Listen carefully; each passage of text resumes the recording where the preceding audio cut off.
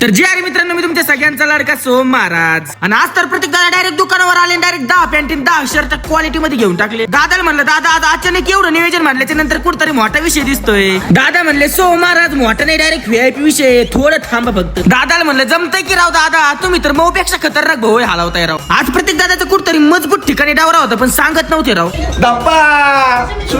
दादाला म्हणलं, तुमचा धप्पा तिकडेच राहू द्या, पण आता या विषयावर चढ करायला न्या, प्रेम दाखवा राव थोडं. आणि दादाने दाखवलं ना प्रेम. दादा म्हणले, सोम महाराज तुमच्यासाठी काही पण हो, बसा गाडी. आणि तुम्हाला तर माहिती सोम महाराजाला पण तेवढंच लागतं. मग सोम महाराज दणक्यात बसला गाडी. आणि वरून आज दादा कोण चढ म्हणल्याच्या नंतर चढ काय साधा असणार आहे काय. दादा म्हणले, सोम महाराज कोणत्या हॉटेलला जायचं. मग दादाला मस्त आपल्या रेग्युलर हॉटेलला घेऊन गेलो. आणि इथं आल्याच्या नंतर डायरेक्ट व्हीआयपी मध्ये गाडी वगैरे पार्किंग केली, डायरेक्ट व्हीआयपी मध्ये आतमध्ये एंट्री. आणि तुम्हाला तर माहिती सोम महाराज म्हणल्याच्या नंतर सगळा व्हीआयपी विषय असतो. आणि वरून आज प्रत्येक दादा सोबत होते, त्याच्यामुळे नुसता राडाच होता. मग इथं आल्याच्या नंतर डायरेक्ट व्हीआयपी मध्ये ऑर्डर वगैरे दिली. इकडे 10 मिनिटात लगेच जेवण हजर. मग जेवण वगैरे आलं होतं, पण आता आमच्यातला मेन माणूस म्हणजे आप्पाच नव्हते ना, त्याच्यामुळे माझ्याच येत नव्हती राव. मग इकडे लगेच प्रत्येक दादाने आप्पाला फोन केला, आप्पा कुठे आहेत. आप्पा म्हणले, आलोच. मग इकडे मस्त जेवण वगैरे सगळं उरकून घेतलं. आज तर एकदम खतरनाक विषय झाला होता, त्याच्यामुळे त्यात काही विषय नाही. निघतानी मस्त विषय म्हणत होता, मला नाही यायचं, मला नाही यायचं, मला उपवास आहे. आणि इथं आल्याच्या नंतर त्याचा उपवास झाला ना काय, बघता काय 5 रोटे आणले एकट्याने. आणि मग इथं झाली व्हीआयपी मध्ये आप्पांची एंट्री. आणि एंट्री झाल्या आप्पाने अगोदर जेवण केलं होतं, पण आप्पा काही स्कीमचा लाभ सोडते काय. आणि आप्पाने पण मजबूत मध्ये 5-6 रोटे आणल्या ना. असो,